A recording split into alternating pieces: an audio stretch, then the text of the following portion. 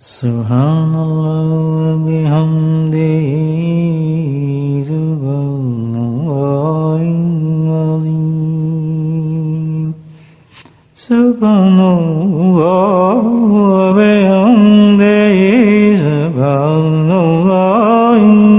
azim. Subhanallah bihamdihi subhanallahil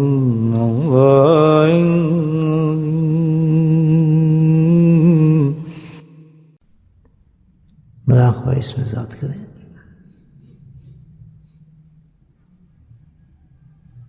قلبی ذکر یعنی دل میں اللہ کو خاموشی سے یاد کرنا، اس کو مراقبہ ذات بھی کہتے ہیں. یا اللہ سبحانہ تعالیٰ کا ذاتی نام جو ہے وہ اللہ ہے، اس میں ذات اللہ، اس کو یاد کرنا. اس کا طریقہ ہے زبان کو تالو سے لگائے تاکہ زبان نہ ہلے،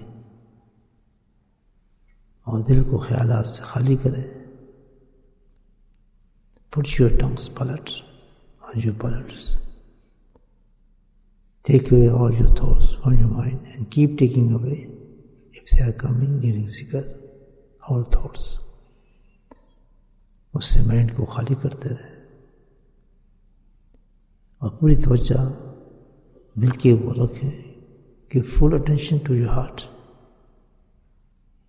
and with the tongue of your heart. یعنی دل کی زبان کے ساتھ، ایک تو منہ کی زبان ہے، ایک دل کی زبان ہے.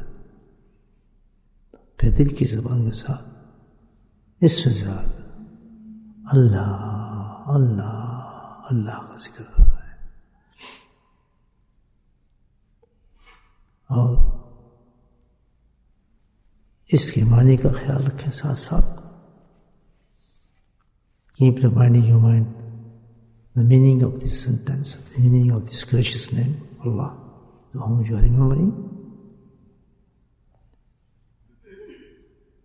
کہ یہ وہ ذات ہے جو تمام صفات کاملہ سے موصوف ہے، اور کوئی بھی نقص اور کمی اس ذات میں نہیں ہے.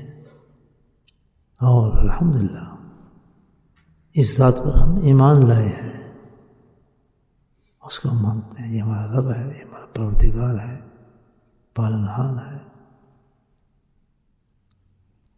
ہماری فریادوں کو سنتا ہے، ہماری التجاؤں کو سنتا ہے، ہماری مصیبتوں کو سنتا ہے. جو مانگتے ہیں وہ عطا فرماتا ہے، لیکن اپنی حکمت کے ساتھ. اس ذات کو ہم بیٹھ کے اس وقت یاد کر رہے ہیں. اس ذکر کو جب انسان اس حیثیت کے ساتھ کرتا ہے تو اللہ سبحانہ تعالیٰ اس کی برکت سے انسان کا قلب جاری فرما دیتے ہیں. جاری مینس all the times